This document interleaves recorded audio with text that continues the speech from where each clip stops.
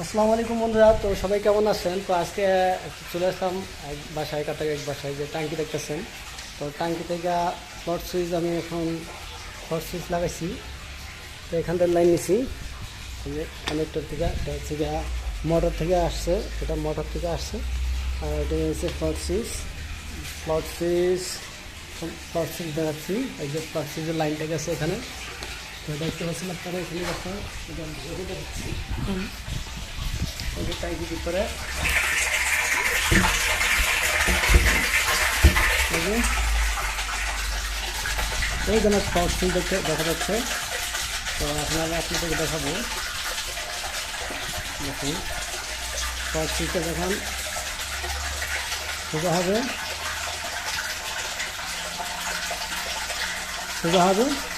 তখন চলতে থাকবে, ঠিক আছে।